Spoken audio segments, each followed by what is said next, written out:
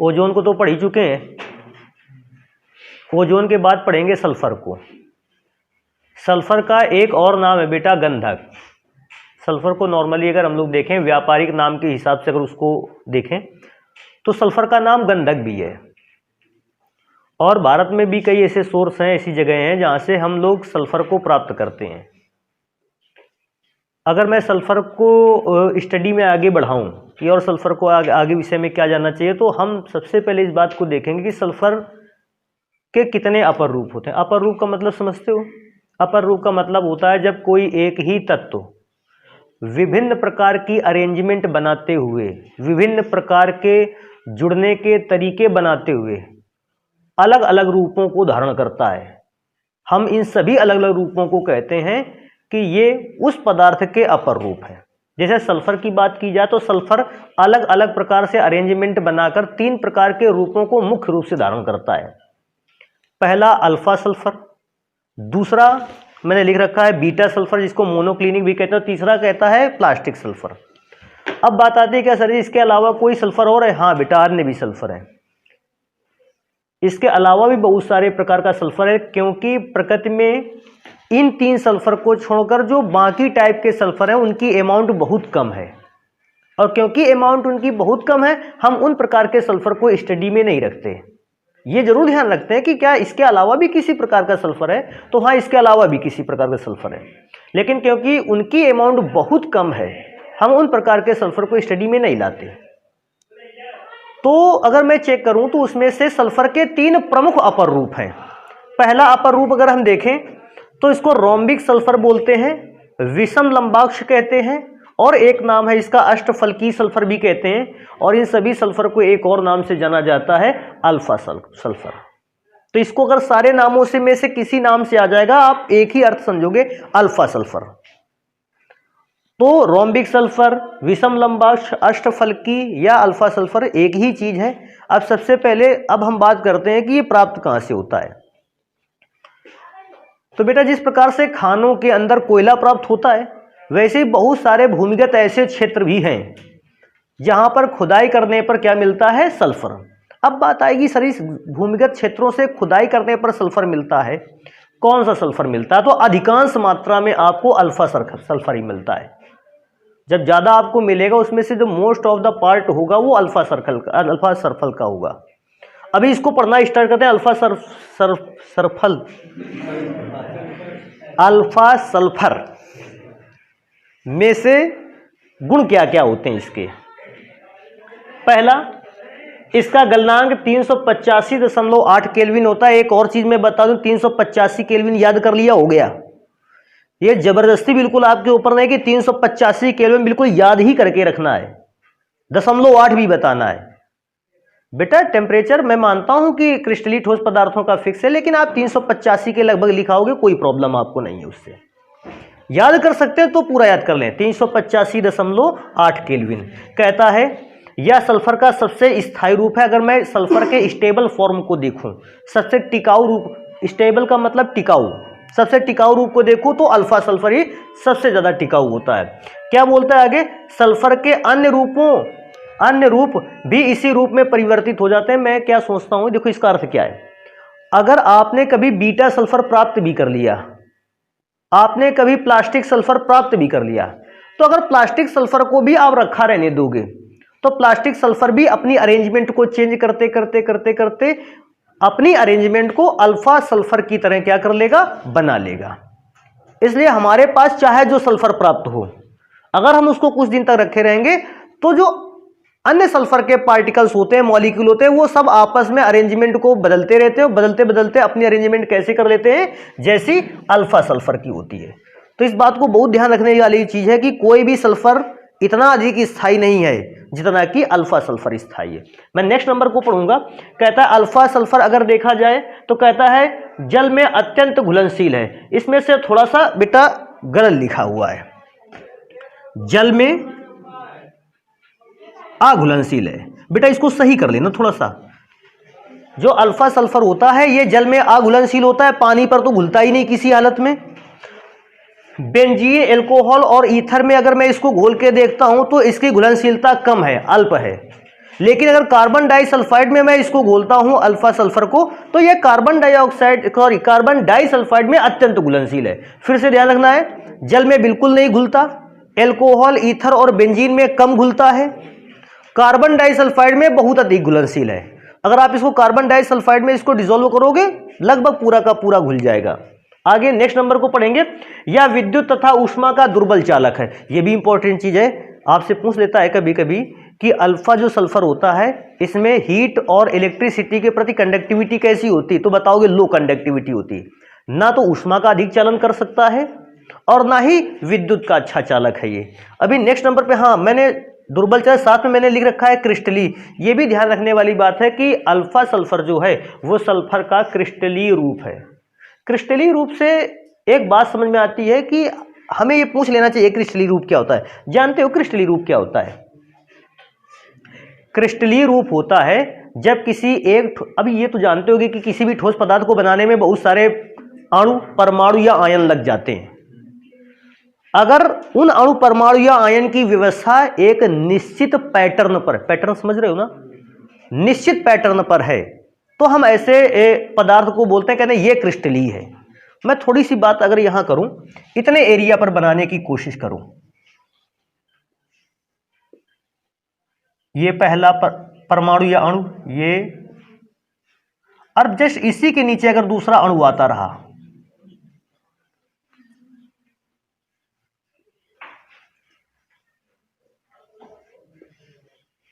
अब देखो मैं पूछूंगा क्या बेटा ये रैंडमली पार्टिकल रखे गए हैं कि निश्चित पैटर्न बनाकर रखा गया है? आपके दिमाग में नहीं सर ये निश्चित पैटर्न बना, देखो कैसे निश्चित पैटर्न बना है। अगर मैं लेफ्ट टू राइट चलूं तो सभी जितने भी मॉलिक्यूल है उनके सेंटर एक लाइन पर हैं। ऊपर से भी नीचे चले तो सभी मॉलिक्यूल्स के सेंटर एक लाइन पर है। फिर left to right, left to right, left to right. अगर मैं इस प्रकार से देखूं तो मैं क्या देखता हूं, सभी मॉलिक्यूल्स के सेंटर बिल्कुल एक सीधी लाइन पर है, व्यवस्था निश्चित पैटर्न पर अरेंज की गई है। यह क्रिस्टलीय ठोस पदार्थों का नेचर है। अक्रिस्टलीय होता तो पदार्थ कैसा होता? कोई भी अरेंजमेंट निश्चित ना होती। अगर अरेंजमेंट निश्चित भी होती तो कुछ दूर तक निश्चित होती, इसके बाद अरेंजमेंट बिगड़ जाती।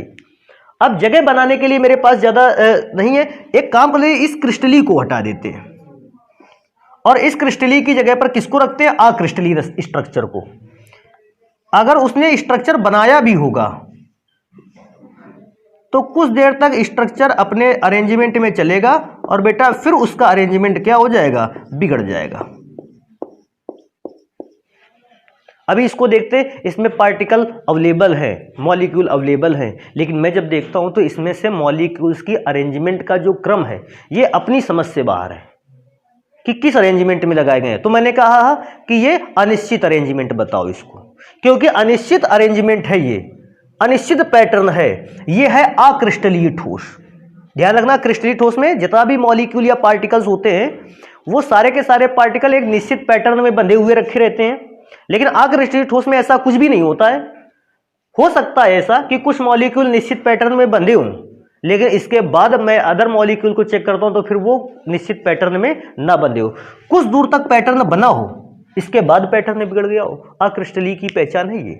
तो क्रिस्टलीय वाली बात मैंने बता दी, इसको हमेशा ध्यान रखना है। जो अल्फा सल्फर, रोम्बिक सल्फर था, ये जो है क्रिस्टलीय फॉर्म है सल्फर का। आगे पढ़ेंगे, कहता है इसका रंग चमकीला और पीला होता है। ये ध्यान रखना, पीले रंग का होता है लेकिन शाइनिंग देता है। और मैं बताऊं, अगर इसको दोपहर वगैरह पर देखा जाए और बड़े ढेर पर देखा जाए तो बेटा ये आपको बिल्कुल स्वर्ण धातु की तरह चमकता हुआ दिखाई देता है। अगर अधिक अमाउंट में हो, कम अमाउंट में अपने पास मिल पाता है। जिन क्षेत्रों में सल्फर प्राप्त होता है, खुदाई पर खानों से निकलता है, उन क्षेत्रों में बेटा सल्फर के दूर से देखने पर स्वर्ण धातु की तरह चमकता हुआ प्रतीत होता है, क्योंकि अपने पास इतना है नहीं तो ये चमकीला प्रभाव हम लोग ज्यादा समझ नहीं पाएंगे उसको। अभी आगे चलते हैं, कहता है ये तो हो गया रोम्बिक सल्फर या विषम लंबाक्ष अष्टफलकी या अल्फा सल्फर। अभी चलेंगे नेक्स्ट नंबर पढ़ेंगे कि मोनोक्लिनिक सल्फर या बीटा सल्फर क्या होता है। मोनोक्लिनिक सल्फर ये सल्फर का दूसरा अपर रूप है। इसे हम एक नताक्ष सल्फर भी कहते हैं और इसका नाम है बीटा सल्फर। इन तीन में से किसी एक नाम से आपको क्वेश्चन पूछ सकता है। सबसे पहली बात है, अगर हमारे पास मेनली मुख्य रूप से रोम्बिक सल्फर प्राप्त होता है या अदर किसी प्रकार का सल्फर हुआ भी तो वो रोम्बिक सल्फर में चेंज हो जाता है। इसका मतलब हमारे पास प्राप्त सल्फरों में से तो मुख्य रूप से रोम्बिक सल्फर ही बचा। अगर हमें किसी दूसरे प्रकार का सल्फर निकालना है, प्राप्त करना है, तो हमें रोम्बिक सल्फर में ही कुछ चेंज करने होंगे। तो उसने बताया कि अगर आपने बीटा सल्फर प्राप्त करना है, आप करने क्या वाले हो, कहता है अल्फा सल्फर को पिघलाने के पश्चात सबसे पहले अल्फा सल्फर को क्या करेंगे, पिघलाएंगे, इसको हीट करेंगे, टेम्परेचर देंगे और ये धीरे से क्या हो जाएगा, पिघल जाएगा। अब पिघलने के बाद इसको हम क्या करेंगे, ठंडा करेंगे। पिघलने के बाद ठंडा करने पर आप ये देखोगे कि सल्फर की पपड़ी जमने लगी है। हालांकि उस समय भी सल्फर का कुछ भाग लिक्विड फेस में ही होगा, ठंडा करने पर भी। देखो मैं दोबारा से इस बात को रिपीट कर रहा हूं। आप सबसे पहले अल्फा सल्फर लोगे, उसको हीट करोगे, हीट करने पे सल्फर क्या हो जाएगा, पिघल जाएगा। अब जब सल्फर पिघल गया है तो उसको हम फिर क्या करेंगे, धीरे से ठंडा करेंगे। और जब इसको हम धीरे से ठंडा करेंगे तो ठंडा करने पर सल्फर फिर से ठोस रूप में बदलने लगेगा। लेकिन अब जब सल्फर ठोस रूप में बदल रहा है तो कुछ भाग तो ठोस रूप में बदल रहा, लेकिन कुछ भाग अभी भी लिक्विड में है। अगर उस लिक्विड वाले भाग को हटा दिया जाए तो आपको सल्फर की केवल पपड़ी मिलेगी, और सल्फर की उस पपड़ी को कहते हैं बीटा सल्फर। एक इसमें से और इंपॉर्टेंट क्वेश्चन बनता है कि बीटा सल्फर का क्रिस्टल का आकार क्या होता है। तो ऐसा बोल देते हैं बीटा सल्फर के क्रिस्टल का आकार सुई के आकार के होते हैं क्रिस्टल। अगर आप इस पपड़ी को देखोगे तो सुई के आकार के क्रिस्टल इसमें से अरेंजमेंट बनाए होंगे।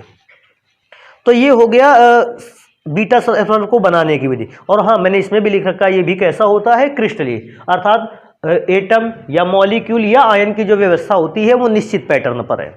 अभी चलेंगे कि बीटा सल्फर के गुणों को पढ़ लेते हैं। आखिर आपने अल्फा सल्फर था उसको हीट किया और हीट करने के बाद ठंडा किया, बीटा सल्फर बना। तो क्या बीटा सल्फर के गुणों में कोई चेंज आया होगा, इसको चेक करेंगे। लिखा है कि जो बीटा सल्फर होता है ये भद्दे पीले रंग का होता है। सबसे पहले यही चेंज हो गया। अल्फा सल्फर चमकीला था और ये कैसा होता है, भद्दे रंग का होता है, पीले रंग का होता है। और अल्फा सल्फर की तरह कार्बन डाइसल्फाइड में घुलनशील भी है। हाँ, लेकिन एक नेचर नहीं बदला। अल्फा वाला सल्फर भी कार्बन डाइसल्फाइड के ऑयल में घुल जाता था और बीटा सल्फर भी कार्बन डाइसल्फाइड के ऑयल में घुल जाता है। दोनों में अभी भी ये समानता है। असमानता क्या हुई कि ये पीला कलर था जो शाइनिंग देता था, लेकिन बीटा सल्फर का पीला कलर शाइनिंग नहीं देता था। नेक्स्ट नंबर पे चलेंगे, कहता है इसका गलनांक 393 केल्विन होता है। अभी मैं क्या देखता हूं, पहले इसका गलनांक था 385, अब 393, मतलब बीटा के फॉर्म में चेंज होने पर अब गलनांक थोड़ा सा क्या हो गया है, बढ़ गया है। अभी नेक्स्ट नंबर पे चलेंगे, कहता है इसकी भी संरचना अल्फा सल्फर के ही समान होते हैं। अल्फा सल्फर के समान स्ट्रक्चर का मतलब होता है अल्फा सल्फर की जो स्ट्रक्चर होती है उसको हम कहते हैं पुकर्ड रिंग स्ट्रक्चर। और ये लास्ट वाला नंबर हमसे छूट भी गया लगता है। इसका अणुसूत्र S8 होता है। जैसे ऑक्सीजन गैस का अणुसूत्र O2 होता है, नाइट्रोजन गैस का सूत्र N2 होता है, फास्फोरस का सूत्र P4 होता है, लिखा था आप लोगों ने भी। वैसे सल्फर का जो मॉलिक्यूल होता है वो S8 के फॉर्म में होता है। 8 सल्फर के परमाणु जुड़ते हैं, फिर एक सल्फर का अणु बनकर तैयार होता है। तो ये बात छूट गई थी, मैंने उसको यहां पढ़ लिया। तो जैसा पुकर्ड रिंग स्ट्रक्चर बनाता है अल्फा सल्फर, वैसा ही स्ट्रक्चर बनाता है बीटा सल्फर। बात आएगी सर जी ये कैसा लिखता है देखने में, तो एक काम करेंगे, पहले इसको पढ़ लेंगे, जैसे इसको मिटाएंगे सबसे पहले स्ट्रक्चर पर चलेंगे। अगला नंबर लिखा हुआ, यह 369 केल्विन से अधिक ताप पर स्थायी है और इससे कम ताप पर अल्फा सल्फर में बदल जाता है। अब इसको बात को समझना चाहिए हम लोगों को। क्या आपने बीटा सल्फर बना लिया, लेकिन बीटा सल्फर को अगर आप रख लोगे अपने पास, अच्छा सोचने वाली बात, अगर बीटा सल्फर मेरे पास है भी और हमने उसको कमरे पर किसी डिब्बे पर भर के रख दिया है, तो नॉर्मल सी बात है उसका टेम्परेचर कम होगा, क्योंकि हाई टेम्परेचर पर बनाया था मैंने। और जैसे उसका टेम्परेचर कम होगा, टेम्परेचर कितना आएगा, 369 केल्विन से कम। बेटा वो जो बीटा सल्फर होगा अपने आप को चेंज करके फिर से क्या बना लेगा, अल्फा सल्फर। अब प्रॉब्लम क्या है कि अगर आपको बीटा सल्फर को अल्फा सल्फर में नहीं चेंज होने देना है तो आप उसका टेम्परेचर कितना रखो, 369 केल्विन से कम मत होने दो। हमेशा टेम्परेचर जो है 369 केल्विन से कैसे रहे, ऊपर। तो मैं पूछूंगा क्या बीटा सल्फर को कमरे के ताप पर स्टोर किया जा सकता है? आप बताओगे नहीं, कमरे के ताप पर तो स्टोर किया ही नहीं जा सकता। कमरे का ताप क्या है, 298 केल्विन। और अगर 369 केल्विन से टेम्परेचर कम आया तो बीटा सल्फर तो अल्फा में चेंज होने वाला है। तो हमेशा बीटा सल्फर जब एक बार बन गया, या तो हम इसको यूज कर लें तुरंत, और या फिर इसको हम हाई टेम्परेचर पर ही रखें, क्योंकि जैसे ही लो टेम्परेचर आएगा 369 से तुरंत अपने आप को अल्फा फॉर्म में चेंज कर लेगा। तो बीटा फॉर्म में इसको बचाने के लिए टेम्परेचर कितना रखना चाहिए? 369। और इस बात को भी ध्यान रखना चाहिए 369 को हम लोग संक्रमण ताप भी कहते हैं। 369 को क्यों संक्रमण ताप कहते हैं? क्योंकि 369 से टेम्परेचर ऊपर हुआ बीटा सल्फर, 369 से टेम्परेचर नीचे हुआ अल्फा सल्फर। तो ये 369 एक ऐसा टेम्परेचर लाइन है जिसमें ना तो आप ऐसा बोल सकते हो कुछ कि 369 एक ऐसा टेम्परेचर, इससे अधिक ताप पर बीटा सल्फर प्राप्त होगा और इससे कम ताप पर क्या प्राप्त होगा? Alpha sulphur. इसलिए 369 को संक्रमण ताप कहा गया है। तो अगर ट्रांजिशन टेम्परेचर पूछता है तो ट्रांजिशन टेम्परेचर को ही संक्रमण ताप कहते हैं।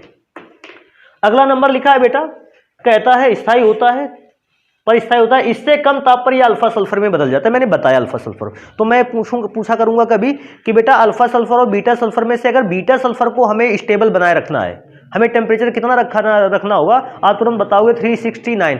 टेम्परेचर नहीं याद होता? 369, 3 के मल्टीप्लाई 3, 3 दूना 6, 3 तिरका 9। इसको याद भी रख लेना। कभी कभी पूछता भी है कि सल्फर का संक्रमण ताप क्या है, तो सल्फर के लिए संक्रमण ताप क्या है? 369। कहता है अतः यह ताप संक्रमण ताप कहलाता है। भैया ये तो बात मैंने पहले से बता रखी है आपको कि इसको ट्रांजिशन टेम्परेचर बोलते हैं। सल्फर का आखिरी रूप पढ़ते हैं। सल्फर के लास्ट रूप को कहते हैं प्लास्टिक सल्फर।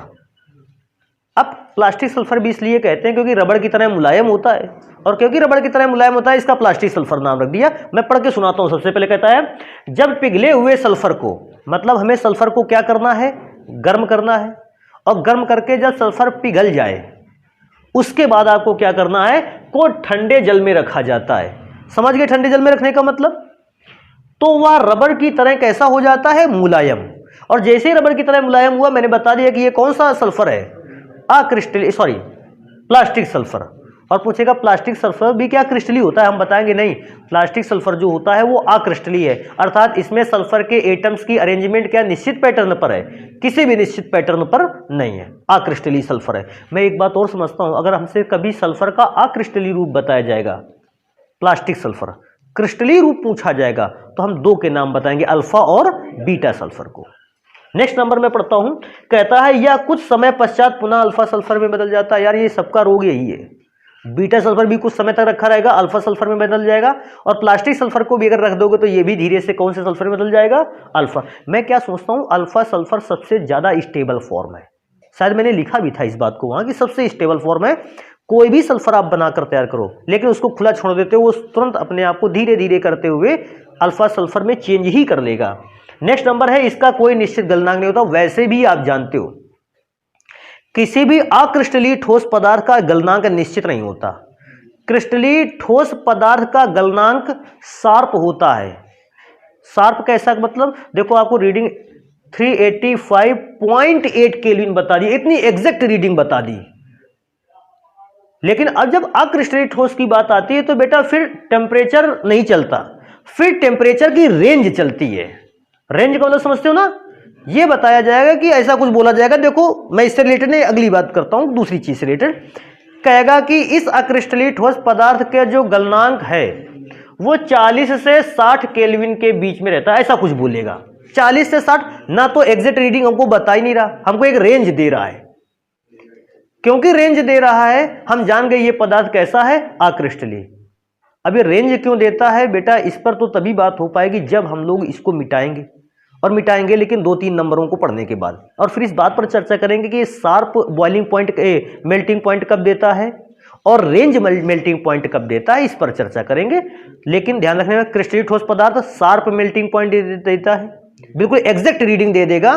जैसे इसने दे दी 0.8 तक रीडिंग दे दी, इसमें कोई नहीं लिखा गया, क्यों? क्योंकि इसके लिए रेंज चलता है, उसको थोड़ी देर बाद पढ़ेंगे। नेक्स्ट नंबर लिखते हैं कार्बन डाइसल्फाइड में अघुलनशील है। अब इसका नियम अलग चल रहा है, जितने भी सल्फर थे वो सब कार्बन डाइसल्फाइड में घुलनशील थे, लेकिन अब अगर मैं प्लास्टिक सल्फर की बात करूं तो ये कार्बन डाइसल्फाइड में घुलनशील नहीं है, इसका अलग से ये गुण हो गया। नेक्स्ट नंबर में पढ़ता हूं, कहता है इसे अतिशीतित द्रव की श्रेणी में भी क्या किया गया है, रखा गया है। अतिशीतित द्रव क्या होता है? एक ऐसा ठोस पदार्थ जो अगर बहुत लंबे समय तक रखा रहने दिया जाए तो उसके मॉलिक्यूल्स का स्ट्रक्चर बिगड़ता है। मॉलिक्यूल बहते हुए एक स्थान से दूसरे स्थान पर अरेंज होने आते हैं। तो जब मॉलिक्यूल बहते हुए आते हैं तो बहने का गुण किस में होता है? द्रव में। तब हम इसको कहते हैं ये एक प्रकार का अतिशीतित द्रव है। हाँ, तो इसके भी मॉलिक्यूल आते हैं, अपनी अरेंजमेंट को चेंज करते हैं। क्यों चेंज करते हैं? ताकि वो चेंज हो जाए कौन से सल्फर में? अल्फा में। अभी नेक्स्ट नंबर पे लिखते हैं, कहता है 1000 केल्विन टेम्परेचर पर H2 के रूप में बदल जाता है। अगर वैसे सल्फर का फॉर्म क्या होता है? S8। लेकिन अगर कहता है अगर बेटा इसको 1000 केल्विन टेम्परेचर पर मैं रख दूं तो फिर यह भी ऑक्सीजन की तरह ही H2 के फॉर्म में आ जाता है, डाई एटॉमिक मॉलिक्यूल के फॉर्म में आ जाता है, द्विपरमाणुक अणु, डाई एटॉमिक मॉलिक्यूल। और इसमें से साथ में एक और नेचर बताया इसने कि और इस दशा में यह किस दशा में? H2 के रूप में यह ऑक्सीजन की तरह ही कैसा होता है? अनुचुंबकीय होता है। तो बेटा ये हुआ सल्फर का नेचर। एक काम करेंगे, अभी सल्फर में से दो चीजें अभी हमें पढ़नी है। कौन सा? एक तो वो गलनांक शार्प क्यों है और अक्रिस्टलीय का गलनांक रेंज में क्यों होता है। हालांकि ये सारी चीजें जो है वो सॉलिड स्टेट चैप्टर की हैं, लेकिन फिर भी आज इसको डिस्कस करेंगे। और एक चीज को पढ़ेंगे कि सल्फर की जो स्ट्रक्चर है वो पुकर्ड रिंग स्ट्रक्चर वो कैसा होता है। तो इसको जल्दी से नोट कर लेते हैं। फिर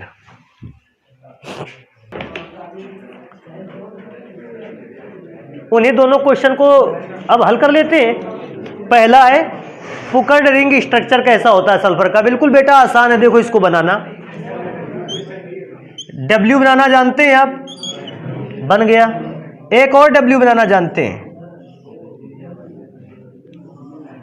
बन गया। अब अगर 2 W बनाना जानते हो इसका मतलब पुकर्ड रिंग स्ट्रक्चर बनाना भी क्या है जानते हो।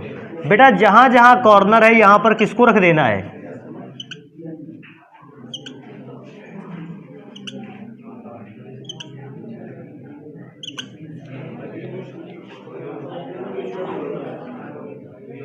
अभी 2 कॉर्नर और रह जाते हैं। अब अगर इसको देखोगे तो 5 सल्फर एटम जो हैं वो ऊपर वाले कॉर्नर पर अरेंज है और इसके बाद जो 3 सल्फर एटम है वो नीचे वाले पर अरेंज है। अगर मैं इस पर एक और चीज चेक करता हूं, स्ट्रक्चर बन गया। इस पर एक और चीज चेक करें कि सल्फर से सल्फर के बीच की बॉन्ड लेंथ कितनी होती है? 212 पिकोमीटर। और एक सबसे अच्छी चीज कि सल्फर के लिए बॉन्ड एंगल कितना होता है? 107 डिग्री। इसको भी ध्यान रखना, 107 डिग्री जो होता है वो सल्फर के लिए बॉन्ड एंगल होता है पुकर्ड रिंग स्ट्रक्चर के लिए। और बेटा इसके बाद अगर बॉन्ड लेंथ की बात की जाए, क्योंकि सभी जगह सल्फर एटम के ही बीच बॉन्ड लेंथ बन रही है, तो बॉन्ड लेंथ सब जगह की सेम होगी और वो भी 212 पिकोमीटर। अभी बात करेंगे नेक्स्ट क्वेश्चन पे कि क्रिस्टलीय ठोस पदार्थ का गलनांक निश्चित होता है, परंतु अक्रिस्टलीय ठोस पदार्थ के गलनांक कैसे होते हैं? एक रेंज में होते हैं। देखो इसको कैसे पहचानते हैं। अच्छा बेटा ये बताओ, अगर ये सभी के सभी मॉलिक्यूल या एटम निश्चित अरेंजमेंट में है, निश्चित अरेंजमेंट में है, निश्चित अरेंजमेंट कैसे पता चली? इनके सबके अगर एटम के या मॉलिक्यूल के सेंटर को मिलाया जाए सब एक ही सीध पर है, चाहे ऊपर से नीचे की ओर देखते हैं चाहे लेफ्ट टू राइट देखते हैं। आप डायगोनल भी आते हो, देखो इसको देखते ही जान गए कि जितना भी एटम या मॉलिक्यूल या आयन अरेंजमेंट है इन्होंने एक निश्चित संरचना बना रखी है, निश्चित पैटर्न पर। अभी एक बात को चर्चा करेंगे, अगर पैटर्न निश्चित है तो एटम, आयन या मॉलिक्यूल के बीच का डिस्टेंस भी कैसा है? निश्चित है। ध्यान रखने वाली बात है, अगर आपने निश्चित पैटर्न पर अरेंज कर रखा है एटम, आयन या मॉलिक्यूल को, तो इसका मतलब उनके बीच का डिस्टेंस भी कैसा है? निश्चित है। अगर 1000 पार्टिकल है तो उन 1000 पार्टिकल के बीच की डिस्टेंस निश्चित है। अगर सभी पार्टिकल्स के बीच की डिस्टेंस निश्चित है तो उन सभी पार्टिकल्स के बीच लगने वाला अट्रैक्शन फोर्स भी कैसा है? निश्चित है। अब देखो सब निश्चित पे ही चल रहा है, अट्रैक्शन फोर्स भी निश्चित होगा। तो जब हम इसको टेम्परेचर देंगे, गर्म करेंगे, तो जब ऊष्मा पाकर ये बॉन्ड ब्रेक होगा, ध्यान देने वाली बात है, तो इतनी हीट मिल चुकी होगी कि केवल एक ही बॉन्ड थोड़ी टूटेगा, भाई जैसे मैं क्या सोचता हूं, अगर सभी के बॉन्ड की एनर्जी निश्चित थी, एक तरह से मान लेते हैं 100 जूल एनर्जी थी सभी बॉन्ड्स की एनर्जी, तो जैसे हम इसको 100 जूल एनर्जी हीट से प्रोवाइड करेंगे, क्या केवल 2 एटम आयन या मॉलिक्यूल के बीच का बॉन्ड टूटेगा कि सभी के टूट जाएंगे? सभी के एक साथ बॉन्ड टूट जाएंगे, क्योंकि सभी के लिए एनर्जी की वैल्यू सेम है। क्योंकि सभी बॉन्ड एक साथ टूट गए, पूरा का पूरा कंपोनेंट जो था या पूरा का पूरा जो क्रिस्टलीय पदार्थ था एक साथ पिघल गया, एक साथ बॉन्ड टूटे, एक साथ पिघल गया। इसलिए क्या रहा कि क्रिस्टलीय ठोस पदार्थों का गलनांक एक निश्चित रहा कि जैसे इसका 100 जूल से बंधे हुए हैं, जैसे ही हम टेम्परेचर देकर 100 जूल की एनर्जी इनको देंगे, इनके बीच का बॉन्ड क्या होने लगा? टूटने ही वाला होगा। 100.1 जैसे ही टेम्परेचर किया, बॉन्ड सभी के सभी ब्रेक हो गए, और क्योंकि सभी ब्रेक हो गए, पूरा का पूरा कंपोनेंट जो है वो मेल्ट हो गया, पिघल गया। लेकिन अक्रिस्टलीय ठोस में क्या होता है? पैटर्न तो निश्चित नहीं है। मैं क्या सोचता हूं, जब पैटर्न निश्चित नहीं है तो कोई मॉलिक्यूल, कभी कभी मॉलिक्यूल नजदीक भी होगा और कभी कभी मॉलिक्यूल कैसा होगा? दूर भी होगा। रीजन है, पैटर्न ही निश्चित नहीं है। तो जब मॉलिक्यूल नजदीक होंगे, स्ट्रॉन्ग अट्रैक्शन फोर्स होगा। जब मॉलिक्यूल या आयन या एटम दूर होंगे तो अट्रैक्शन फोर्स कैसा होगा? वीक होगा। अब क्या है, मैंने इसको गर्म करना स्टार्ट किया। हम एक नॉर्मल रीडिंग ऐसे बताते हैं। हमने इसको गर्म करना स्टार्ट किया, जैसे मैंने 60 डिग्री सेल्सियस इसका टेम्परेचर किया, जो एटम दूर थे सबसे पहले उनका बॉन्ड टूटना स्टार्ट हुआ। मैं क्या सोचता हूं, दूर वाले एटम मेल्ट होने स्टार्ट हुए। देखो मेल्टिंग पॉइंट यहां से स्टार्ट हुआ, फिर मैंने उसको हीट किया, जो एटम या आयन उसके थोड़ा सा और नजदीक थे फिर उनके बॉन्ड टूटे, लेकिन अभी पूरे एटम या आयन के बॉन्ड टूटे नहीं। अब मैं गर्म करता चला जाऊंगा, गर्म करता चलाऊंगा, लास्ट में क्या होगा? एक लास्ट स्टेज आएगी जब नजदीक से नजदीक बैठे एटम या आयन के बीच का भी बॉन्ड क्या हो जाएगा? टूट जाएगा। लेकिन तब तक टेम्परेचर पहुंच गया 80 डिग्री सेल्सियस। तो क्या हुआ? टेम्परेचर की रेंज हो गई 60 टू 80। तो रेंज क्यों रही? क्योंकि पैटर्न निश्चित नहीं था। तो कभी बॉन्ड जो था कमजोर वाला बॉन्ड कम टेम्परेचर पे टूटा, उससे स्ट्रॉन्ग बॉन्ड उससे अधिक टेम्परेचर पर, उससे अधिक स्ट्रॉन्ग बॉन्ड उससे अधिक टेम्परेचर पर, और सबसे स्ट्रॉन्ग जो बॉन्ड था वो सबसे अधिक टेम्परेचर पर टूटा। तो अक्रिस्टलीय के लिए क्या बन गई? एक रेंज बन गई, जबकि क्रिस्टलीय के लिए रेंज बन के नहीं तैयार हुई। रीजन है कि उसके बॉन्ड या तो कोई भी बॉन्ड नहीं टूटेगा, और या फिर सभी बॉन्ड की एनर्जी समान होने के कारण अगर उसका एक भी बॉन्ड टूटा तो सारे के सारे बॉन्ड उसी समय टूट जाएंगे, बिकॉज डेफिनेट पैटर्न पर रखे हुए हैं एटम, आयन या मॉलिक्यूल।